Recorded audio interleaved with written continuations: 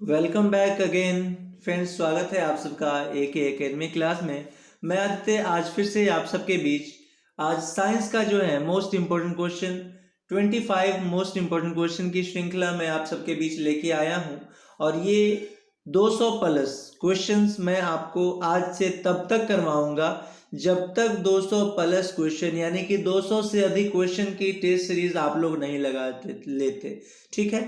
और पिछले बीते कुछ 2 दिनों में या 3 दिनों में हम लोगों ने जो भी रिवीजन किया है, जो प्रैक्टिस की है, पढ़ाई जो की है, उसके ऊपर भी मैं इसके बाद वाले वीडियो में क्वेश्चन लाने वाला हूं।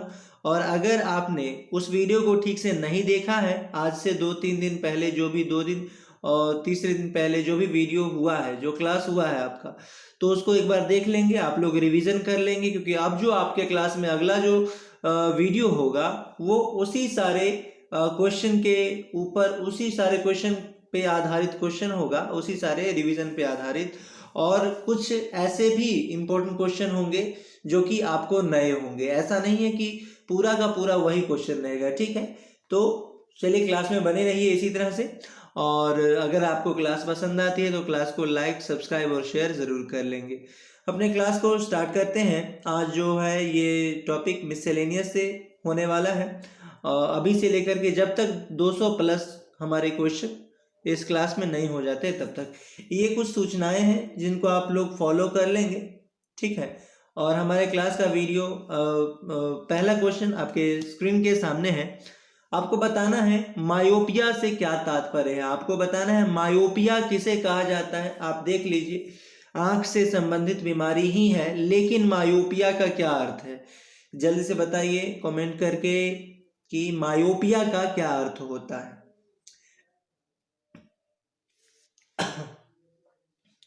ओके, तो यहाँ पे फ्रेंड्स मैं आपको बता दूं कि मायोपिया की यदि हम बात करते हैं तो मायोपिया का मतलब होता है निकट दृष्टि दोष। ठीक है। मायोपिया, पिया कब कैसे होते हैं, किसी की भी पिया कैसे होते हैं, नजदीक, यानी कि पिया से किसी भी महिला का जो रिलेशन होता है वो नजदीक का होता है। इसीलिए जब भी मायोपिया यानी मेरे पिया, तो पिया कैसे होते हैं, किसी भी पत्नी के जो पिया होते हैं वो नजदीक होते हैं, इसीलिए निकट दृष्टि दोष। ठीक है। आपसे जब भी कहे मायोपिया यानी कि मेरे पिया, ठीक है, तो मेरे पिया कैसे होंगे, उनका और मेरा नजदीक का रिलेशन होगा, इसीलिए निकट दृष्टि दोष। ठीक है। तो मायोपिया से क्या तात्पर्य है, तो निकट दृष्टि दोष, यानी कि ऑप्शन नंबर बी यहाँ पे हमारा राइट आंसर होगा। और मायोपिया क्या होता है, इससे हमारे आंख में क्या प्रॉब्लम होती है, इसको समझिए। यहाँ पे जो आप देख रहे होंगे ये नॉर्मल आई है और ये है मायोपिया प्रभावित आई। ठीक है। यानी कि निकट दृष्टि दोष से प्रभावित है ये दूसरा वाला आंख। ठीक है। अगर हम बात करें तो ये जो नॉर्मल आई है, इस नॉर्मल आई में आप ये देख रहे होंगे ये रेटिना होता है। ठीक है। ये वाला भाग ये रेटिना होता है। और इसी रेटिना में जब भी प्रतिबिंब कोई अगर हम कुछ भी देखते हैं, जैसे कि मान लीजिए यहाँ पे उदाहरण के तौर पे लीची का हमने फिगर देखा या लीची देखा, तो लीची हम कब देखते हैं, जब प्रकाश लीची से टकराकर हमारे आंखों तक पहुंचती है। ठीक है। किसी भी वस्तु से टकरा करके प्रकाश जब हमारे आंखों तक पहुंचती है तभी हम किसी वस्तु को देख पाते हैं। अगर आपसे कहे कि हम कैसे देख पाते हैं, अगर कोई पूछे कि आखिर हम देख कैसे पाते हैं, क्या अंधेरे में हम देख सकते हैं? कभी नहीं, एकदम नहीं हम देख सकते। क्योंकि जब तक प्रकाश किसी भी वस्तु से टकराकर हमारे आंखों तक नहीं पहुंचेगी तब तक हम किसी भी वस्तु को नहीं देख सकते। ठीक है। इस बातों को आपको ध्यान में रखना है। और मायोपिया जो रोग है यानी कि निकट दृष्टि दोष जो रोग है, इसमें क्या होता है, जो प्रतिबिंब बनता है ना वो रेटिना से थोड़ा सा आगे हो जाता है। यानी कि आप देख रहे होंगे यहाँ पे प्रतिबिंब बन रहा है। एक मिनट मैं थोड़ा सा कलर चेंज कर लूं। ठीक है। आप लोग देख रहे होंगे कि यहाँ पे प्रतिबिंब बन रहा है, ये आप देख रहे होंगे, ये है मायोपिया प्रभावित आंख। और ये जो आंख है ये नॉर्मल आई है। और इसमें आप देख रहे होंगे, देख पा रहे होंगे कि ये जो नॉर्मल आई है इसमें प्रतिबिंब कहाँ बन रहा है, यहाँ पे बन रहा है। ठीक है। इसका प्रतिबिंब रेटिना पर बन रहा है। लेकिन मायोपिया प्रभावित जो आंख है उसका प्रतिबिंब आप देख रहे होंगे कि रेटिना से थोड़ा सा पीछे ही है। ठीक है। इस वजह से क्या होता है कि रेटिना, जब भी कहे कि रेटिना में क्या होता है, तो आंखों में जो प्रतिबिंब है, सॉरी, मायोपिया में क्या होता है, मायोपिया में आंख प्रभावित होता है और इससे निकट दृष्टि दोष यह रोग हो जाता है। निकट दृष्टि दोष की अगर बात करें, यानी कि ऑप्शन नंबर बी यहाँ पे हमारा राइट आंसर है। निकट दृष्टि दोष कहने के लिए है, लेकिन इसका ठीक उल्टा यहाँ पे आपको देखने को मिलेगा। निकट दृष्टि दोष का मतलब दूर की वस्तु स्पष्ट नहीं दिखाई देता। आप लोग हंस रहे होंगे कि दूर की वस्तु और निकट दृष्टि दोष से कैसा ताल्लुक है, लेकिन मैं आपको बता दूं कि विज्ञान की भाषा में निकट दृष्टि दोष का मतलब होता है दूर की वस्तु स्पष्ट नहीं दिखाई देना ही निकट दृष्टि दोष कहलाता है। और इसमें क्या होता है, इसमें आप देख रहे होंगे कि रेटिना पर प्रतिबिंब नहीं बनता, जबकि प्रतिबिंब कहाँ बनता है, रेटिना से थोड़ा पीछे बनता है। ये मायोपिया प्रभावित आंख है और ये क्या है, नॉर्मल आंख है। आप यहाँ पे देख रहे होंगे कि नॉर्मल आंख में प्रतिबिंब रेटिना पर बनता है, ठीक है। ओके, तो मुझे लगता है कि आप लोग इसको अच्छी तरह से समझ गए होंगे और चलते हैं अगले सवाल पे। ज़्यादा डिस्कशन नहीं, बहुत ज़्यादा हो गया।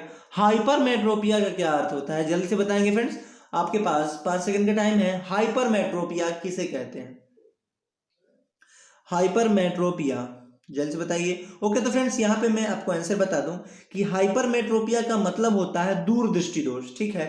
हाइपरमेट्रोपिया, ठीक है। पीछे हमने देखा मायोपिया यानी कि निकट दृष्टि दोष, पर यहाँ पे है हाइपरमेट्रोपिया और हाइपरमेट्रोपिया का अर्थ होता है दूरदृष्टि दोष, ठीक है। दूरदृष्टि दोष यहाँ पे हाइपरमेट्रोपिया का अर्थ होता है। तो हाइपरमेट्रोपिया का अर्थ पूछा था हमसे, तो दूरदृष्टि दोष यानी कि ऑप्शन नंबर बी यहाँ पे हमारा राइट आंसर होगा। आइए इसको जरा हम समझते हैं फिगर के माध्यम से कि आखिर हाइपरमेट्रोपिया में होता क्या है, ठीक है। आप देख रहे होंगे कि यहाँ पे 2 तस्वीर है, इस दोनों तस्वीर में ये हाइपरमेट्रोपिया है, ठीक है। आप देख रहे हैं कि हाइपरमेट्रोपिया में क्या होता है, प्रतिबिंब रेटिना से भी पीछे चला जा रहा है, ठीक है। ये जो प्रतिबिंब बन रहा है, हमने देखा था मायोपिया में क्या हो रहा था, ये रेटिना से थोड़ा पीछे प्रतिबिंब बनता था। यानी कि ये देखिए मायोपिया है, प्रतिबिंब कहाँ बन रहा है, ये रेटिना है, ठीक है, और रेटिना से पीछे बन रहा था प्रतिबिंब। लेकिन अब हम क्या देख रहे हैं, जो हाइपरमेट्रोपिया प्रभावित व्यक्ति है उसके आंखों में प्रतिबिंब रेटिना से थोड़ा सा आगे चला जाता है, रेटिना से अंदर प्रतिबिंब बनता है, यही हाइपरमेट्रोपिया कहलाता है। मुझे लगता है कि आप लोग समझ गए होंगे फिगर के थ्रू। और यहाँ पे देखिए कि ये नॉर्मल आई है, तो नॉर्मल आई में विजन कहाँ बन रहा है, रेटिना पर बन रहा है। ये आप देख लीजिए, ये प्रतिबिंब यहाँ पे बन रहा है यानी कि रेटिना पर बन रहा है। और मायोपिया में हमने देखा कि प्रतिबिंब रेटिना से पीछे बन रहा है यहाँ पे, और हाइपरमेट्रोपिया में प्रतिबिंब रेटिना से बहुत आगे जाके बनता है यानी कि यहाँ पे बनता है, ठीक है। बस हो गया हमारा आंसर। तो यहाँ पे ध्यान में रखेंगे, ये समझाने के लिए मैंने इस फिगर को डाला था। चलते हैं अगले सवाल पे। अगला सवाल आपसे पूछा गया, एक आदमी 10 मीटर से अधिक दूर की वस्तु स्पष्ट नहीं देख सकता, वह किस दृष्टि से पीड़ित है, जल्दी से बताइए। अब जब आप लोग समझ चुके हैं तो इसका आंसर मुझे लगता है कि आप लोग अच्छी तरह से कर सकते हैं। 10 मीटर से अधिक की दूर की वस्तु नहीं देख सकता, तो उसे कौन सा दृष्टि दोष है, जल्द से बताएंगे। ओके, तो यहाँ पे जो फ्रेंड्स हमारा राइट आंसर होगा मायोपिया रोग। अभी अभी मैंने आपको समझाया था मायोपिया में क्या होता है। मायोपिया में रोगी को दूर की वस्तु स्पष्ट नहीं दिखाई देता, पर यहाँ पे क्या कह रहा है, 10 मीटर से अधिक की वस्तु, 10 मीटर से अधिक दूर की वस्तु नहीं देख पाता, मतलब दूर की वस्तु नहीं देख पाता। और जब दूर की वस्तु नहीं देख पाएगा तो वह रोग कौन सा कहलाएगा, मायोपिया, ठीक है, मायोपिया रोग कहलाएगा। और मायोपिया में मैंने आपको बताया कि प्रतिबिंब कहाँ बनता है, रेटिना से पीछे बनता है, ठीक है। और जब हाइपरमेट्रोपिया की बात आएगी तो प्रतिबिंब कहाँ बनेगा, रेटिना से बाद यानी रेटिना के आगे बनता है, ठीक है। ये हाइपरमेट्रोपिया है और ये मायोपिया है, ठीक है। इन दोनों बातों को ध्यान में रखेंगे। मुझे लगता है कि अब आप लोग को कभी भूलने वाली बात नहीं है, अगर ऐसा आप लोग समझ गए होंगे तो। चलते हैं हमारे क्लास के अगले सवाल पे, और यहाँ पे option number c right answer है। और देखते हैं अगला सवाल। अगला सवाल आपसे पूछा गया है, एक मनुष्य 1 मीटर से कम दूर की वस्तु को स्पष्ट नहीं देख सकता, वह किस दोष से पीड़ित है, जल्दी से बताइए। ये भी काफी इजी सवाल है। 1 मीटर से कम दूर की वस्तु को स्पष्ट नहीं देख सकता, तो यहाँ पे क्या होगा राइट आंसर। ओके, यहाँ पे जो हमारा राइट आंसर होगा वो होगा दूरदृष्टि दोष। ध्यान में रखेंगे, दूरदृष्टि दोष। ठीक है, दूरदृष्टि दोष।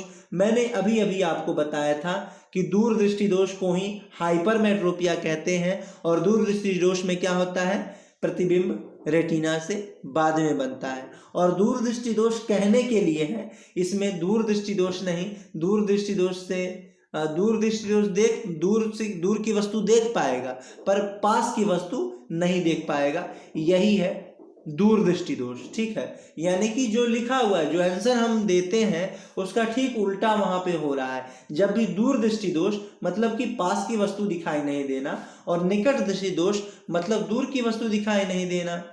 ठीक है, तो चलते हैं अगले सवाल पे और देखते हैं हमारे क्लास का अगला सवाल। अगला सवाल है दूरबीन क्या होता है। जल्दी से बताएंगे कि दूरबीन क्या होता है। आपके पास 5 सेकंड का टाइम है, दूरबीन का आंसर दीजिए कि दूरबीन आखिर होता क्या है। ओके, तो फ्रेंड्स यहाँ पे आंसर होगा दूर स्थित वस्तुओं को देखने हेतु दूरबीन की सहायता ली जाती है। दूरबीन, यहाँ पे आंसर क्वेश्चन में ही छिपा हुआ है। दूरबीन मतलब दूर की वस्तु को देखना। ठीक है, तो दूरबीन मतलब दूर की वस्तु को देखी जाती है, यानी ऑप्शन नंबर ए हमारा राइट आंसर है। और दूरबीन की खोज की थी किसने, हेंस लिपर्शी ने की थी। ठीक है, हेंस लिपर्शी ने दूरबीन की खोज की थी और 1570 से 1619 में की थी। ठीक है, यही दूरबीन है। और ये जो है, ये जो व्यक्ति आप देख रहे हैं, ये क्या थे, एक चश्मा बेचने वाले व्यक्ति थे। ठीक है, ये जो हेंस लिपर्सी है एक चश्मा बेचने वाले व्यक्ति थे, और इन्होंने ही दूरबीन की खोज की 1570 से 1619 ईस्वी में। ठीक है, दूरबीन की वस्तु सहायता से हम दूर की वस्तु को देख सकते हैं। चलते हैं हमारे क्लास के अगले सवाल पे और देखते हैं अगला सवाल। अगला सवाल है घड़ी साज घड़ी के बारीक पुर्जों को देखने के लिए किसका उपयोग करता है। फ्रेंड्स, मैं आपको बता दूं कि ये क्वेश्चन आपके किसी भी प्रतियोगी परीक्षा में पूछे जा सकते हैं, इसीलिए मेरी आप सभी से गुजारिश है कि इस क्वेश्चन का आंसर और इस क्वेश्चन को आप अपना बना लें तो ज़्यादा बेहतर होगा। आगे आपकी रेलवे की परीक्षाएं होने वाली हैं, आगे आपकी एसएससी जीडी की परीक्षा होंगी, या फिर आर्मी की परीक्षा होंगी, या दारोगा का ही होने वाला है। तो जो भी परीक्षा हो, आपको सभी परीक्षाओं में यह सवाल सभी परीक्षाओं के दृष्टिकोण से काफ़ी मोस्ट इंपॉर्टेंट होगा, या फिर रेलवे का ही कोई भी एग्जाम हो। ठीक है, तो घड़ी साज घड़ी के बारीक पुर्जों को देखने के लिए किसका उपयोग करता है, जल्दी से आंसर करेंगे आप लोग। घड़ी साज घड़ी के छोटे छोटे पुर्जों को देखने के लिए किसका उपयोग करता है। ओके, तो यहाँ पे मैं आपको आंसर बता दूं कि यहाँ पे जो हमारा राइट आंसर होगा वो होगा ऑप्शन नंबर बी, यानी कि आवर्धक लेंस। ठीक है, आवर्धक लेंस होगा फ्रेंड्स यहाँ पे हमारा राइट आंसर, आवर्धक लेंस। ध्यान में रखेंगे। और घड़ी साज घड़ी के बारीक पुर्जों को देखने के लिए आवर्धक लेंस का उपयोग करता है। और मैं आपको बता दूं कि आवर्धक लेंस को, अगर आपको आवर्धक लेंस समझने में कठिनाई हो रही है तो इसी को मैग्नीफाइंग ग्लास कहते हैं। ठीक है, मैग्नीफाइंग ग्लास। ठीक है, मैग्नीफाइंग ग्लास, मैग्नीफाइंग ग्लास कहते हैं। ध्यान में रखेंगे, आवर्धक लेंस को ही मैग्नीफाइंग ग्लास कहते हैं। और जिस वजह से यहाँ पे हमारा राइट आंसर होगा ऑप्शन नंबर बी, घड़ी साज घड़ी के बारीक पुर्जों को देखने के लिए मैग्नीफाइंग लेंस का उपयोग करता है। और इस लेंस में कौन सा लेंस लगा होता है, इस मैग्नीफाइंग लेंस में तो उत्तल लेंस लगा होता है। आपको ध्यान में रखना है, मैग्नीफाइंग लेंस में उत्तल लेंस का उपयोग किया जाता है। ठीक है, और इसी से घड़ी के छोटे छोटे पुर्जों को जो घड़ी साज है वो देखता है और घड़ी को डिजाइन करता है, या यूं कहें कि घड़ी का निर्माण करता है या फॉर्मेशन करता है। चलते हैं अगले सवाल पे और देखते हैं हमारे क्लास का अगला सवाल। अगला सवाल है जीव विज्ञान की प्रयोगशाला में सूक्ष्म कोशिकाओं की जीवों के आवर्धित प्रतिबिंब को देखने के लिए किसका उपयोग किया जाता है। जल्द से बताएंगे, ये तो बच्चों वाला सवाल है आपके सामने, जल्दी से आंसर कीजिए। सूक्ष्म जीव विज्ञान की प्रयोगशाला में सूक्ष्म कोशिकाओं की जीवों के आवर्धित प्रतिबिंब को देखने के लिए किसका उपयोग किया जाता है। जल्दी से बताइए फ्रेंड्स। ओके, तो फ्रेंड्स यहाँ पे जो हमारा राइट आंसर होगा वो होगा संयुक्त सूक्ष्मदर्शी का। ठीक है, संयुक्त सूक्ष्मदर्शी यहाँ पे हमारा राइट आंसर होगा, संयुक्त सूक्ष्मदर्शी, यानी ऑप्शन नंबर सी हमारा राइट आंसर है। चलिए फ्रेंड्स देखते हैं कि संयुक्त सूक्ष्मदर्शी और सूक्ष्मदर्शी, ठीक है, उसमें क्या फर्क है, जरा तस्वीर में समझते हैं। आप ये देख लीजिए तस्वीर, ये जो आप देख रहे हैं ये हमारा संयुक्त सूक्ष्मदर्शी है, ये संयुक्त सूक्ष्मदर्शी है और ये नॉर्मल सूक्ष्मदर्शी है। ठीक है, ये संयुक्त सूक्ष्मदर्शी है, ये नॉर्मल सूक्ष्मदर्शी है। ठीक है, और इसमें क्या किया जाता है, आपके जो डॉक्टर होते हैं, जो आपके ब्लड सेल्स की अगर हम बात करें, जो ब्लड में हमारे कौन कौन से सेल्स होते हैं, या फिर अगर ब्लड में किसी प्रकार की बीमारी होती है तो इसी संयुक्त सूक्ष्मदर्शी से, या फिर अगर किसी भी जीवाणु, जैसे कि मान के चलिए कि कोरोना का ही है, ठीक है, कोरोना का जो अगर कोई कोरोना प्रभावित व्यक्ति है तो उसके ब्लड से सैंपल लेकर के इसी सूक्ष्मदर्शी लेंस पर, यानी कि हम यूँ कहें कि संयुक्त सूक्ष्मदर्शी लेंस पर अगर हम रख करके यहाँ पे देखें तो हमें उस ब्लड में जो भी चीज़ें हैं, जो बैक्टीरिया या जीवाणु है, वो हमें स्पष्ट रूप से और क्लियर यहाँ पे दिख जाएंगे। और ये सरल सूक्ष्मदर्शी है ये वाला। ठीक है, तो ध्यान में रखेंगे और चलते हैं हमारे क्लास के अगले सवाल पे। देखते हैं अगला सवाल, दूर की वस्तुओं के निरीक्षण के लिए किस प्रकाशिक यंत्र का उपयोग किया जाता है? जल्दी से बताएंगे, दूर की वस्तुओं को का निरीक्षण करने के लिए किस प्रकाशिक यंत्र का उपयोग किया जाता है? ओके, तो फ्रेंड्स यहाँ पे जो हमारा राइट आंसर होने वाला है वो होगा दूरदर्शी। ठीक है, दूर की वस्तुओं को देखने के लिए किस प्रकाशिक यंत्र का उपयोग किया जाता है? तो दूरदर्शी का, यानी ऑप्शन नंबर डी हमारा राइट आंसर है। और दूरदर्शी, एक मिनट, शायद मैंने उसके लिए भी एक फिगर लगाया है, सॉरी यहाँ पे नहीं है फिगर, चलिए कोई बात नहीं। दूरदर्शी का उपयोग किया जाता है दूर की वस्तुओं के निरीक्षण करने के लिए, यानी कि देखने के लिए, इसको ध्यान में रखेंगे, यानी ऑप्शन नंबर डी हमारा राइट आंसर है। अगले सवाल पे आते हैं, दूरबीन का आविष्कार किया था किसने? जल्दी से बताइए फ्रेंड्स, दूरबीन का आविष्कार किसने किया था? दूरबीन का आविष्कार। ओके, तो फ्रेंड्स यहाँ पे जो हमारा राइट आंसर होगा गैलीलियो हमारा राइट आंसर होगा।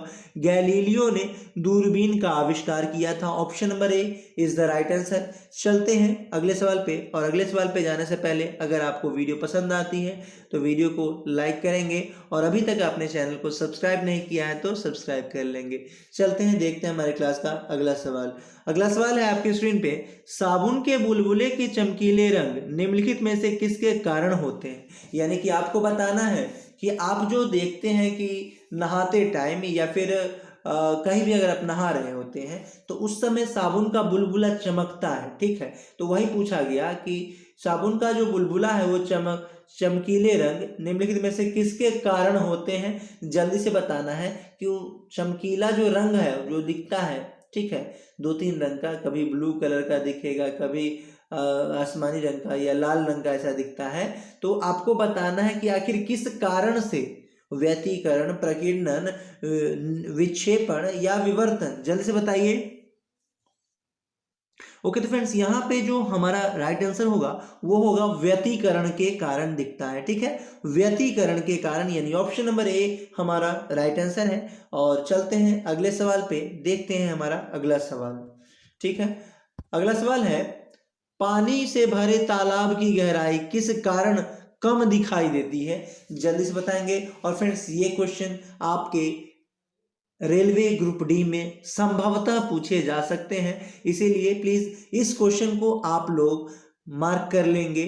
आपको इस क्वेश्चन को मार्क कर लेना है, डबल स्टार लगा लेना है। और फ्रेंड्स जो भी लोग इस क्लास से जुड़े हुए हैं, अगर उनको इस क्लास की पीडीएफ चाहिए तो AK एकेडमी GKGS क्लास आप टेलीग्राम डाउनलोड करके सर्च करेंगे और वहाँ पे इस क्लास का जो लोगो है आप देख रहे होंगे, उसी क्लास का लोगो वहाँ पे आपको दिख जाएगा और उससे आप जो लोग ज्वाइन हो जाएंगे, आपको डेली क्लासेस की वीडियो तो जाएगी ही, PDF भी आपको उपलब्ध हो जाएगी। ठीक है, पानी से भरे तालाब की गहराई किस कारण कम दिखाई देती है, इसका आंसर आपको करना था। तो यहाँ पे जो हमारा राइट आंसर होगा वो होगा ऑप्शन नंबर बी, यानी कि अपवर्तन के कारण। ठीक है, अपवर्तन के कारण ऐसा होता है कि पानी से भरे तालाब की गहराई हमें कम दिखाई पड़ती है, यानी हमको लगता है कि उसमें जो तालाब में पानी है वह कम है, तो इसका कारण है अपवर्तन। ठीक है, आप लोग अगर जानते हैं तो जल्दी से बताएंगे कि व्यतिकरण के कारण क्या होता है। ऐसा कुछ बताएं एग्जाम्पल कि व्यतिकरण के कारण एक एग्जाम्पल बताइए कि क्या होता है, क्या घटित होता है। आज के लिए आपका यही सवाल है, ठीक है, आपको कमेंट करके बताना है। अगला सवाल है, तारे टिमटिमाते हैं किस कारण। ये तो बच्चों वाला सवाल है, आप लोग बहुत बार देख चुके हैं, पर ऐसा मैंने इस वजह से डाला है ताकि कुछ लोग ऐसे हैं जो शायद यह भी नहीं जानते, तो जो नहीं जानते वो जान लेंगे कि तारे जो टिमटिमाते हैं वह अपवर्तन के कारण टिमटिमाते हैं, यानी कि प्रकाश के अपवर्तन के कारण। ठीक है, प्रकाश के अपवर्तन के कारण ही तारे टिमटिमाते हैं, ध्यान में रखेंगे। यानी ऑप्शन नंबर ए हमारा राइट आंसर है, अपवर्तन के कारण। और आपको बताना है कि पीछे जो मैंने पूछा था उसका आंसर, यानी कि यहाँ पे मैंने पूछा व्यतिकरण के एक एग्जाम्पल को बताना है आपको। ठीक है, अगले सवाल पे आते हैं और देखते हैं अगला सवाल। अगला सवाल है, निम्नलिखित प्रकार के कांच में से कौन सा एक परावैंगनी किरणों का विच्छेदन कर सकता है। जल्दी से बताइएगा इसका राइट आंसर क्या होगा। और ये क्वेश्चन भी आपके लिए इंपॉर्टेंट हो सकता है आपके किसी भी प्रतियोगी परीक्षा के लिए। ठीक है, तो निम्नलिखित प्रकार के यहां पे हैं, निम्नलिखित प्रकार के कांच में से कौन सा एक परावैंगनी किरणों का विच्छेदन कर सकता है। जल्दी से बताएंगे फ्रेंड्स, आपके पास ज्यादा समय नहीं है। ओके, तो फ्रेंड्स यहाँ पे निम्नलिखित प्रकार के कांच में से कौन सा एक परावैंगनी किरणों को विच्छेदित कर सकता है। इसका आंसर करना है, जल्दी से करेंगे। ओके, तो फ्रेंड्स यहाँ पे जो राइट आंसर होगा वो होगा डी, यानी कि ऑप्शन नंबर डी हमारा राइट आंसर होगा, क्रुक्स कांच। ठीक है, क्रुक्स कांच यहाँ पे, और सॉरी क्रुक्स कांच नहीं है, रुक्स कांच है, तो क्रुक्स कांच इसको कर लेंगे। क्रुक्स कांच यहाँ पे हमारा राइट आंसर होगा। निम्नलिखित में से किस कांच में कौन सा एक परावैंगनी किरणों का विच्छेदन कर सकता है, तो क्रुक्स कांच कर सकता है, इसको ध्यान में रखेंगे। और चलते हैं हमारे क्लास के अगले सवाल पे और देखते हैं हमारे क्लास का अगला सवाल क्या है। अगला सवाल आपसे पूछा गया है, प्रकाश के निम्नलिखित प्रकार में से किसका, प्रकाश के निम्नलिखित प्रकारों में से किन का पौधा द्वारा तीव्र अवशोषण होता है। जल्दी से बताएंगे, जल्दी से बताएं फ्रेंड्स, यहाँ पे राइट आंसर क्या होगा। ओके, तो फ्रेंड्स यहाँ पे नीला और लाल ध्यान में रखेंगे, नीला और लाल हमारा राइट आंसर होगा, ऑप्शन नंबर बी यहाँ पे राइट आंसर है। पूछा गया था प्रकाश के निम्नलिखित प्रकारों में से किन का पौधा द्वारा तीव्र अवशोषण होता है, तो नीला और लाल रंग। ठीक है, इसमें भी क्या कर सकते हैं पौधे, फोटोसिंथेसिस कर सकते हैं, प्रकाश क्या कहते हैं उसको, फोटोसिंथेसिस कर सकते हैं। अंग्रेजी में, हिंदी में भी ध्यान में नहीं आ रहा है क्या नाम है उसका, चलिए देखते हैं, आप लोग को तो पता ही होगा, अभी मेरे ध्यान में नहीं आ रहा है। अंग्रेजी में नाम मेरे ध्यान में है कि फोटोसिंथेसिस कहते हैं, प्रकाश, चलिए छोड़िए इसको, आप लोग ध्यान में, आप लोग को तो होगा ही ध्यान में क्या होगा यहाँ पे, लेकिन अभी मेरे ध्यान में नहीं आ रहा है कि हिंदी नाम आखिर है क्या। ठीक है, चलते हैं। तो अगला सवाल है, निम्नलिखित में से किसने उच्चतम ऊर्जा होती है, किसने नहीं, किस में होगा। ठीक है, किस में, मैं माफी चाहता हूं कि एक दो क्वेश्चन हो सकता है कि मिस प्रिंट हो। ठीक है, किस में होगा। ठीक है, किस में उच्चतम ऊर्जा होती है, जल्द से बताएंगे कि निम्नलिखित में से किस में उच्चतम ऊर्जा होती है। ओके फ्रेंड्स, यहाँ पे जो हमारा राइट आंसर होगा वो होगा नीले प्रकाश में सबसे उच्च ऊर्जा होती है, नीले प्रकाश में। ठीक है, और चलते हैं इस प्रकार से अगले सवाल पे और देखते हैं अगला सवाल। अगला सवाल आपसे पूछा गया, प्रकाश की गति किसके बीच से जाते हुए न्यूनतम होती है। जल्द से बताएंगे, और ये क्वेश्चन भी फ्रेंड्स बहुत सारे परीक्षाओं में पूछा गया है, जिस वजह से आप इसको भी इग्नोर नहीं कर सकते। प्रकाश की गति किसके बीच से जाते हुए न्यूनतम होती है। आखिर प्रकाश जो है, लाइट जो जब जाती है तो सघन से विरल माध्यम में जो जाती है, या फिर यूं कहें कि कांच से जो अंदर फिर सरफेस पे प्रवेश करती है, या कहीं भी एक जगह से दूसरी जगह जब प्रवेश करती है तो सबसे अधिक उसकी गति किस में होती है या सबसे कम किस में होती है? न्यूनतम पूछा है, यानी कि कम किस में होती है प्रकाश की वेग, जल्द से बताएंगे। ओके, तो फ्रेंड्स यहाँ पे जो हमारा राइट आंसर होगा वो होगा कांच। ठीक है, कांच में प्रकाश की वेग क्या होती है? न्यूनतम होती है, यानी कि कम होती है। चलते हैं हमारे अगले सवाल पे और देखते हैं अगला सवाल।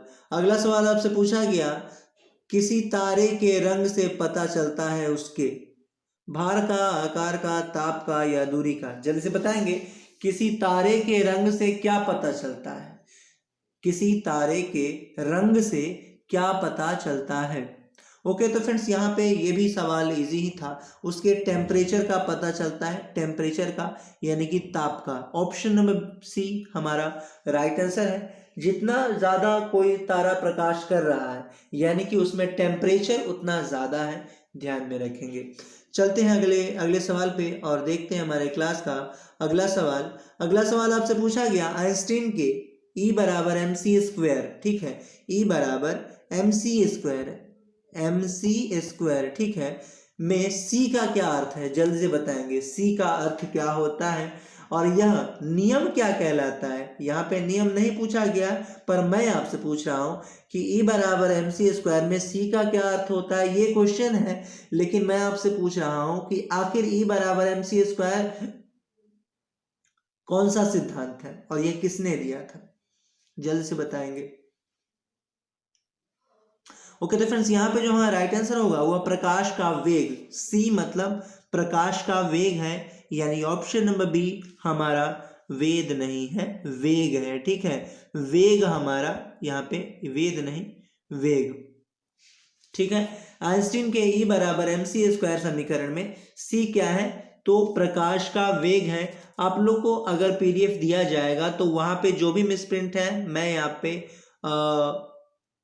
अब तो सुधार नहीं कर सकता, क्योंकि ये PDF पहले से बन चुका है। आप लोग के बीच जब भी जाएगा तो आप लोग इस वीडियो में करेक्शन देख चुके हैं। आप लोग अगर कॉपी में नोट डाउन करेंगे तो इन सारी गलतियों को ठीक कर लेंगे। ठीक है, तो यह जो नियम दिया था यह आइंस्टीन साहब ने दिया था। ठीक है, हरमन आइंस्टीन उनका पूरा नाम था। और यहाँ पे E बराबर एम सी स्क्वायर सापेक्षता के सिद्धांत को निर्देशित करता है, या यूं कहें कि सूचित करता है। ठीक है, और C का अर्थ होता है प्रकाश का वेग। ठीक है, यानी ऑप्शन नंबर बी हमारा राइट आंसर है। चलते हैं अगले सवाल पे। अगला सवाल आपसे पूछा गया, सोडियम वाष्प लैंप प्रायः सड़क प्रकाश के लिए प्रयुक्त होते हैं, क्यों? आप सोडियम वाष्प लैंप अगर नहीं समझ रहे हैं तो वो जो पीले कलर का लाइट आप देखते हैं कि रोड के किनारे पहले लगा होता था, अब नहीं है। ठीक है, पहले था पर अब क्या है, अब LED लाइट जलता है। ठीक है, तो पहले जब इस लैंप का उपयोग किया जाता था तो आखिर उसका उद्देश्य क्या था, किस लिए उपयोग में लाया जाता था यह सोडियम वाष्प लैंप का? इसका आंसर आप लोग को बताना है, जल्द से बताइए। ओके, तो फ्रेंड्स यहाँ पे जो हमारा राइट आंसर होगा वो होगा, ये चमकदार रोशनी देते थे, इस वजह से यह सोडियम वाष्प लैंप का उपयोग किया जाता था। यहाँ पे ध्यान में रखेंगे, यानी ऑप्शन नंबर डी हमारा राइट आंसर है। चलते हैं अगले सवाल पे और देखते हैं हमारे क्लास का अगला सवाल। अगला सवाल आपसे पूछा गया, पीले रंग का पूरक रंग है, जल्द से बताएंगे, पीले रंग का पूरक रंग कौन है? ओके, तो फ्रेंड्स यहाँ पे हमारा राइट आंसर है नीला रंग। आपको ध्यान में रखना है नीला रंग। ठीक है, यानी ऑप्शन नंबर ए हमारा राइट आंसर है नीला रंग, ध्यान में रखेंगे। और चलते हैं हमारे क्लास के अगले सवाल पे। अगला सवाल है, अंतर्दर्शी क्या है? जल्द से बताएंगे, अंतर्दर्शी क्या है? ओके, तो इसका जो राइट आंसर होगा वो होगा, यह आहार नाल के भीतर देखने के लिए प्रयुक्त एक प्रकाशिक यंत्र है। ठीक है, इसका अंतर्दर्शी का उपयोग हमारे आहार नाल के अंदर देखने के लिए एक प्रकाशिक यंत्र के रूप में अंतर्दर्शी का उपयोग हम करते हैं। हम नहीं करते हैं, बल्कि डॉक्टर के द्वारा इसका उपयोग किया जाता है। तो मैं आशा करता हूं कि आप लोग को आज की वीडियो पसंद आई होगी और समझ में भी आया होगा सारे क्वेश्चन। तो आपको अगर अभी से भी क्लास पसंद आई है तो क्लास को सब्सक्राइब कर लेंगे और एक बार अपने सभी मित्रों के बीच इस वीडियो को शेयर जरूर करेंगे। तो मिलते हैं फिर अगले सवाल में, अगले वीडियो में। तब तक के लिए बेस्ट ऑफ लक।